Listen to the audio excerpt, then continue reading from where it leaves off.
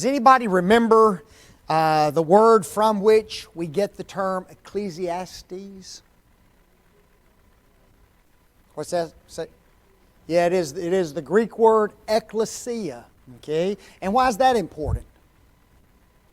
Yeah, that is the term, the Greek word from which we get the term church. But the word also means what? Oh, yes, I'm going to have to go further. And it means what else? What? No. An assembly. Okay, an assembly. Sometimes the Bible talks about the church. Take for instance in 1 Corinthians 11, and remember he says, let not a woman speak where? In the church. The word church there means what? In the assembly. Okay, sometimes the word church means assembly. And so here that's what the term Ecclesiastes means. The one who calls a what? The one who calls an assembly. So Ecclesiastes is crying out to the world saying, hey, I need you to assemble in order to hear this message. Okay, so that's where that word Ecclesiastes comes from. We're in Ecclesiastes 1 verse 12, and notice what Solomon says. I, the preacher, was king over Israel in Jerusalem. And we said this is the second time he said that. Remember? And I said, go home and study what? I don't know. That was last week, preacher. Okay, go home and study why he makes this statement the second time. He's already told us once, hasn't he? So why do you have to... Now notice it's a verse all by itself, is it not? Ecclesiastes 1:12. And he's stating over what he already stated in verse 1. Okay? I, the preacher, was king over Israel in Jerusalem. Anybody find out why he made the statement again? Nobody. Everybody goes home with a 0 today. Okay? Folks, what happens right here is Solomon is making a transition from one section to another. Okay? His first verse was an introduction. And he talks about what? The vanity that's under the sun, right? No God, the world is what? Vanity. It's empty, it's useless, it's wasted. The only thing that happens is we die and the world what? Keeps going on and on and on. So that was in that first section. Well, now he's about to enter into another section. In fact, a very personal section. And it goes on throughout the entirety of chapter 2. And so he introduces himself again as what? As preacher and king in Jerusalem. Okay? 2 reasons. Number 1, he's telling his readers, I am a preacher and I have a message to give to what? To the assembly. Okay? I am a preacher and I have a message to give to the assembly. Who did we say that Ecclesiastes is addressed to? Does anybody remember? Oh yes, all men. Okay, that's an interesting concept with this particular book. Oftentimes books are addressed to certain groups of people. We've been studying the minor prophets, and take for instance the book Obadiah. It was addressed to whom? Oh, see, I'm testing some of these ladies in here and they're not going to talk. Okay? Because I might be wrong even though they've been in class. Edom. Okay, Obadiah was addressed to Edom. And Edom was the offspring of Esau, the brother of Jacob. And so we talked about that. So sometimes books are addressed to very specific groups of people. But very seldom does a book come along and just address who? All humanity. And that's who he addresses. I need all humanity to assemble before me and to understand what I'm trying to teach you in this book. And notice too, he says again that I am what? King over Jerusalem. Why do you think he would remind his readers about that? So they don't forget. Folks, a king has at least 2 things at his disposal. Okay? Number 1, power. Doesn't he? He's sovereign over the nation. And Solomon's kingdom, as far as Israel was concerned, was at its max. Okay? during his reign. The borders of Israel extended further during the reign of Solomon's kingdom than any other time in the history of Israel. It was a huge kingdom, okay? So, number one, I have what? I have power and I have authority. Secondly, I have what?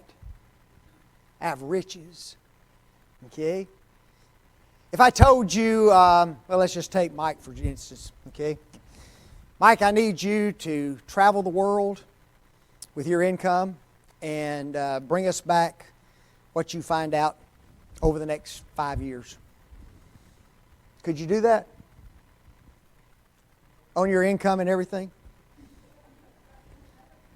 Folks, there ain't nobody in here who could, right? On my income, you going to support me? That's what Mike said. Are you going to support me? No, you got to do it on your income. See, most of us are limited, are we not? We don't have the power, we don't have the authority to do things that are needed, nor do we have the what? Nor do we have the resources to do it. That is not the case with Solomon. Solomon says what? I am a king, I have authority, and I have the riches to do whatever I want to do. And he does. Okay? And isn't it wonderful that there are some people who have that kind of resources? I don't know about you, I'm glad Solomon went on this experiment. Okay? I'm glad Solomon recorded these things for us so that I can come to understand what I would have never understood had he not done this for us.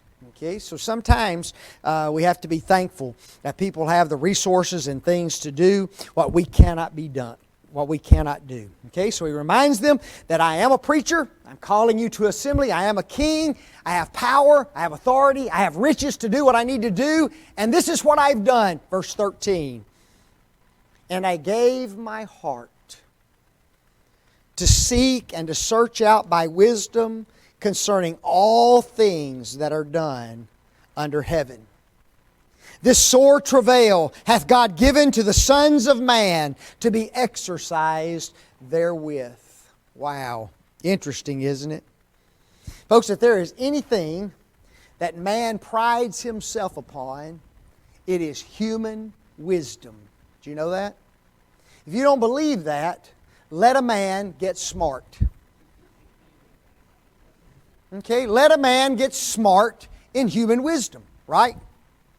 Let a man go out here and get him a degree or 2 or 3 or 4 behind his name, right? And before long, you will find out just how proud he is of all that, won't you? Because if you don't call him by certain titles and certain names, he's going to let you know real quick. I am a doctor. Okay? Like, that's a biggie, right? But men pride themselves on human wisdom. Notice, men spend hours reading to gain wisdom. Men spend a lifetime researching to gain wisdom. And folks, men will endlessly engage in trial and error to gain wisdom, will they not? There are people right now in our world, and guess what they're doing? They have given their lives to know whatever they can about certain things. And I mean given their lives, folks. Some of them don't have families. They don't have personal lives hardly. All they do is what?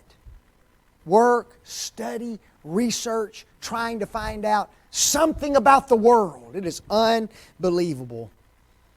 And then, like I said, once it's gained, man often gloats in them. Note point C there. Folks, sometimes when man gains the wisdom of this world, guess what it causes them to do? To reject God. Okay? Romans 1, 21 and 22. Because that when they knew God, they glorified Him not as God. Neither were thankful, but became vain in their imaginations. And their foolish heart was darkened. Watch this. Professing themselves to be wise, they became what? Fools. So Solomon's first pursuit is what? Wisdom. Wisdom. That's what he says. And I gave my heart to seek out and to search by wisdom. Okay, I want to know what's out here in the world to know. And he gave his heart, he says, to that. When Solomon began his search for meaning in the world, He began with wisdom. Is that surprising? No. It's not surprising, folks. Why is it not surprising? Yes, because that's what God had given him, was it not? Was wisdom. The Bible says in 1 Kings 3:12, Behold, I have done according to thy words, and lo, I have given thee a wise and understanding heart, so that there was none like thee before thee, neither after thee shall any arise like unto thee. Folks, the wisest man in the world. Okay, none what? None like him before, none like him after. Wouldn't you have loved to have met Solomon? Hey, Solomon, come here. Wouldn't you like to have a friend like Solomon? Hey, Solomon, come here. Let me run something by you. You're the wisest dude on the world. You know, I need to talk to you. And we talk to a lot of people, don't we? We talk to a lot of the wrong people to get our wisdom. And they ain't too wise sometime, and yet we still follow that wisdom, don't we? It's unbelievable. 1 Kings 4:29, and God gave Solomon wisdom and understanding, watch this, exceeding much, and largeness of heart, even as the sand that is on the seashore. And he spake 3,000 proverbs, and his songs were 1,005. He spake of trees, from the cedar tree that is in Lebanon, even unto the hyssop that springeth from out of the wall. He spake also of beasts, and of fowl, and of creeping things, and fishes. Man, I wonder how many uniforms Solomon had. You know what? If you're going to go over to Africa and study the animals, you got to wear what? Got to have a safari outfit. You know, you ain't right if you don't have a safari outfit. You go study the oceans, you got to have what? You got to have your ship's captain outfit. Can you imagine Solomon's little ship captain outfit he was in? I'm just making fun of that. But folks, the reason I say that is because of what he says. He says that I also spake of what? Beasts, fowl, creeping things, and of fishes. Folks, Solomon was what? Solomon was studying, researching anything and everything he possibly could study and learn about. Why? Because he was a man of what? A man of wisdom. Notice the aspects of his search. It was not half-hearted. I gave my heart to seek out and search by wisdom. Notice that it was not limited in nature. To search out by wisdom, what? All things that are done under the sun. Man. It involved great effort, he says. This sore travail hath God given. Wow. This sore travail. That little word sore is one word in the Hebrew, and it means this: adversity, distress, misery, wretchedness. Brown Driver and Briggs says that it means bad, disagreeable, unpleasant, evil. Sore travail. Folks, if you're going to learn something, gear up. It isn't going to be what? Easy. It's hard. Okay? And the Bible always teaches this about learning. Folks, learning is not an easy thing. Okay? I want to learn the Bible. No, you don't. It's too hard. Okay? It is hard, isn't it? And it's hard to learn anything. You have to give your heart to that, don't you? And when you see people who are good at what they do, it looks like it's just what? It just looks like it's so easy and so simple, doesn't it? And yet, when you go to do it, you go, well, this ain't so easy. Right? It's sore travail. That little word travail means employment, occupation, task, a job. In order to investigate the operations of nature, the most laborious discussions and perplexing experiments must be instituted and conducted to their proper results. Wow, Solomon tells us a lot about this wisdom, doesn't he? And his pursuit of wisdom. I'm going to give my life to it, all my heart. I'm going to do what? I'm going to search out anything and everything I can. It doesn't matter what. It doesn't matter how hard and how laborious it is. I'm going to put my nose to the grindstone and I'm going to find out about these things. And notice he says, fourthly, that it's what? It's God-given. Man. What does he say? This hath God given to the sons of men. Folks, God didn't put us on this earth to be dummies. Did you know that? Turn back. Do I have it there in your notes? Genesis 1:28. And God blessed them, and God said unto them, be fruitful and multiply and replenish the earth. Now listen to Him. And what? And subdue it. And subdue it. Folks, that little word subdue means this: to conquer, to subjugate, to bring into bondage, to make what? Subservient. Folks, God told Adam and Eve to do what? Conquer the earth. Make the earth subservient to what? To you. You go out and you learn and you research and you find out things about this earth, and then what? You use them for your well-being, and you use them for your benefit. Folks, the things of this earth are for man. They are God's gift to us. Okay, and we need to understand that. God wanted man to use his knowledge, wisdom, skills, abilities to search out the earth and all of its treasures and mysteries. God wanted us to be what? Exercised thereby, the Bible says. Okay? Folks, God wanted to keep us busy. Okay? He didn't want to put here a bunch of welfare recipients. Okay? Just to get His blessings. I'm going to put you here and I'm going to give you stuff to do. And guess what? Will you ever find out all there is to know about this earth? No. I don't care how long man is here. Guess what we will never do? We will never investigate the totality of what's here. There will always be something else to look into. Why is that the case? Huh? Number one, it changes, okay? And it does on a regular basis, doesn't it? Okay, so it changes. Any other reason? Okay? He doesn't want us to be complacent, but and He doesn't. But folks, who created it? An all-wise and all-powerful God. And who's upholding it by the word of His power? God is. Folks, there's no way that you're going to come to understand something totally, fully, completely that God has put here because of who created it. Okay? Just because of who created it. It's by His wisdom and by His power that it's here. And guess what God is? God's unfathomable, is He not? Oh yeah, we'll get some answers, and we'll be able to bring some things into subjection, and we will be able to harness some of those things for our benefit. Okay? But we will never search out everything there is to know upon this earth. But I do find it interesting. This is the first time that Solomon mentions God. And he says that God put us here to do what? To search out the hidden things on this earth. Folks, there's nothing wrong with those kind of efforts and those kind of labors. No. Yes, sir.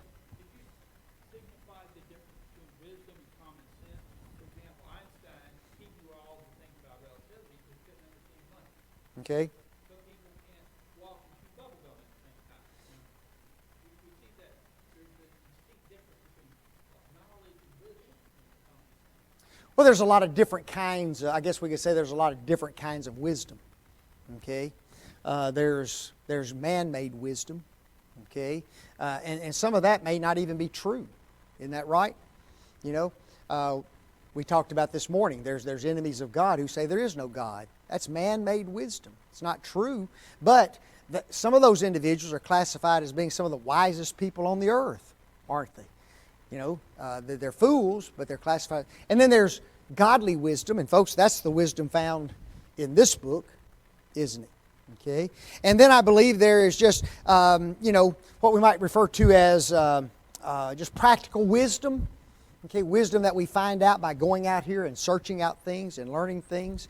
Are there laws in electricity that we can find out and have learned and we can apply them to our lives? Are there laws of physics that are out there that we can apply to our lives? Oh yeah. And have we learned a lot about those laws and have we harnessed those for our benefit? Yeah. Okay, so that's wisdom that's out there. You don't read about, physics in this book, but I can go study it in the world, and it can become a part of my wisdom and its truth, isn't it? Even though it may not be part of spiritual truth. And then there's the common sense. To me is just the proper application of the things that we do know. Okay, that are just, it's just simple stuff. I should know that I need to pull up my britches and put a belt on. I should know that. Okay, somebody shouldn't have to tell me that, right? That's common sense. But guess what? There ain't no common sense out there in some places. Okay, so and that's just practical, everyday learning. And sometimes it's better to have that kind of sense than man-made knowledge. I'd rather have a boatload of common sense than 10,000 encyclopedias of worldly knowledge. A lot of times it'll do me a lot better. Notice what Solomon says in verse 14. He talks about this wisdom. Remember, he's gone on a search for wisdom, and he says this, I have seen all the works that are done under the sun, and behold, all is what? Vanity and vexation of spirit. In order to acquire wisdom, man has to do what? He has to work. Okay? Folks, if you want to know all there is to know about a cow, are you going to have to work to know something about him? Oh yeah.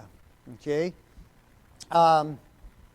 If you want to be a doctor, a surgeon, you're going to have to put in a lot of work to learn something about the human body. Yeah. And then when you get in there, here's what you're going to find.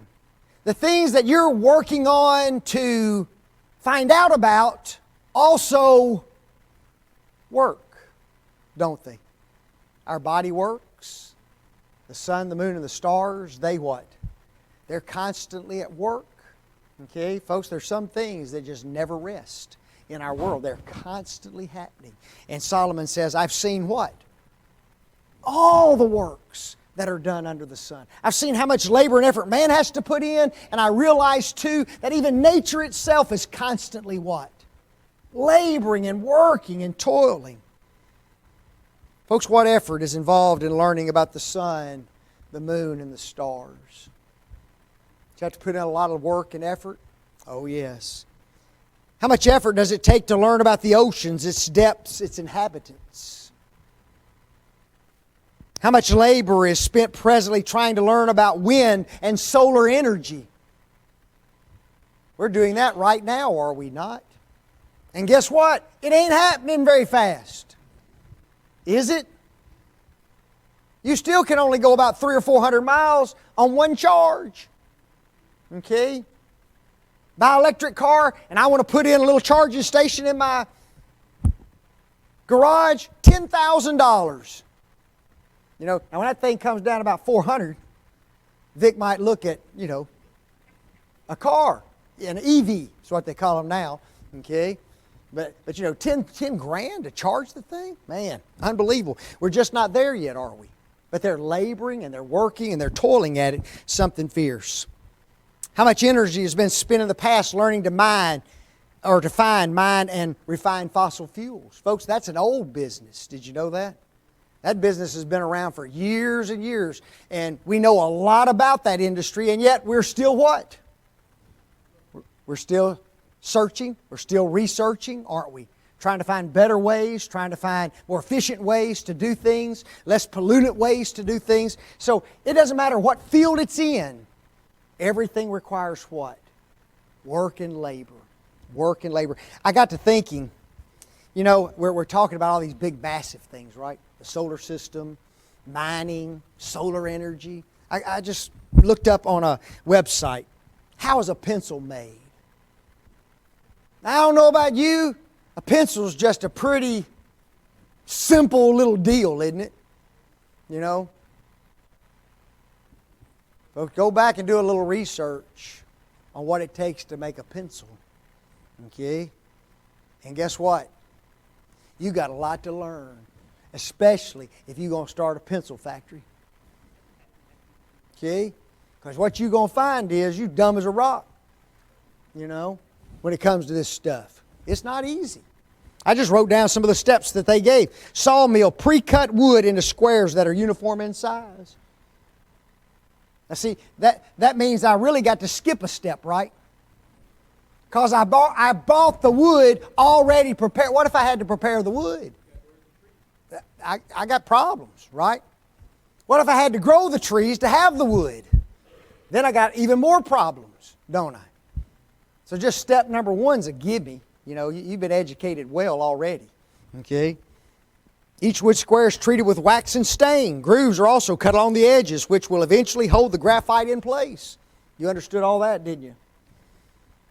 I bet you did. I bet you could go home and make one right now, couldn't you? Mr. Rogers. He died. And the world went on. I'm just messing. Guys, you can read that for yourself. I just wrote that down because I wanted you to see that Solomon said what?